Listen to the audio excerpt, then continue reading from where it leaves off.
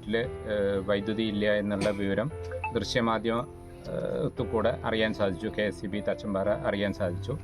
അപ്പോൾ ആ സമയത്ത് തന്നെ ഞാൻ അറിഞ്ഞ ഉടനെ ഞാൻ നമ്മുടെ കരിമ്പ ഗ്രാമപഞ്ചായത്ത് പ്രസിഡന്റ്, എൻ്റെ സുഹൃത്തു കൂടിയായിട്ടുള്ള രാമേന്ദ്രൻ മാഷെ വിളിച്ചറിയിച്ചു.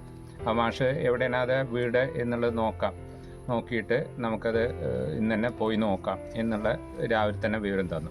അങ്ങനെ മാഷ് 11 മണിക്ക് ഗ്രാമസഭ കഴിഞ്ഞിട്ട് വരാമെന്ന് പറഞ്ഞു. ഞങ്ങൾ അന്വേഷിച്ച് ഈ വീട്ടിലെത്തുകയും ഇവിടെ വയറിംഗ് പാർഷ്യലി ഏകദേശം ഇങ്ങനെ ചെയ്തു വെച്ചിട്ടുണ്ട്. എത്തിയിട്ടുള്ള KSEBയുടെ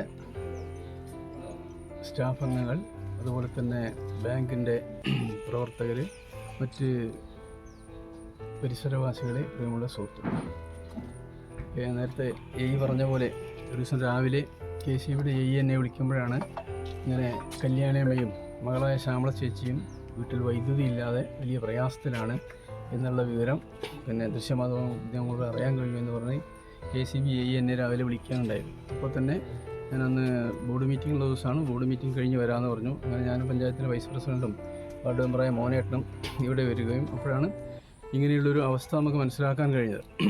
നമ്മുടെ സമൂഹത്തിൻ്റെ ചേർത്തുവെക്കലിൻ്റെയും ആർദ്രതയുടെയും ഒരു ധന്യമായ നിമിഷമാണ് ഇവിടെ നിറവേറ്റപ്പെട്ടത്.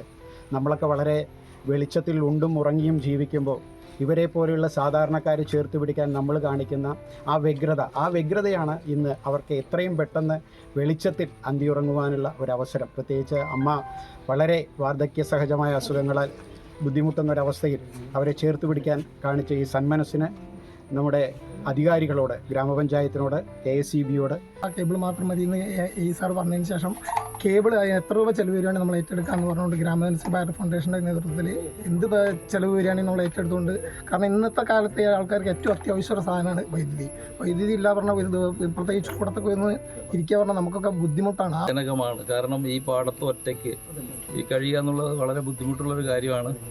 അപ്പം ഇതിൻ്റെ തുടക്കം തന്നെ നമ്മൾ പത്രമാധ്യമങ്ങളാണ്.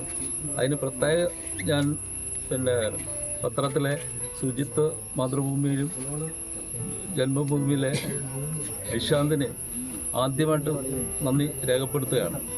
അവരാണ് ഇത് ഞങ്ങളെപ്പോലും വിളിച്ചു പറയുമ്പോഴാണ് ഇങ്ങനെയൊരു സാധ്യത നമ്മൾ മനസ്സിലാക്കുന്നത്. ഒരുപാട് നന്ദിയുണ്ട്. ഒരുപാട് പേര് ഇതിൽ പ്രവർത്തിച്ചു. എനിക്ക് ആരും എടുത്ത് പറയാൻ പറ്റില്ല. ഒരുപാട് നന്ദിയുണ്ട്, ഓടി നന്ദിയുണ്ട്. ഞങ്ങൾക്ക് ഈ വെളിച്ചുണ്ടാക്കി തന്നതിനും ഇത്രയൊക്കെ എനിക്ക് പറയാനുള്ളൂ. എനിക്ക് ഒരു കഴിവുമില്ല. എനിക്കാണെങ്കിൽ 5-8 മാസമായി പണിക്ക് പോകാൻ പറ്റാത്ത കാലം കൊണ്ട് വയ്യാതെ ഇരിക്കുകയാണ്.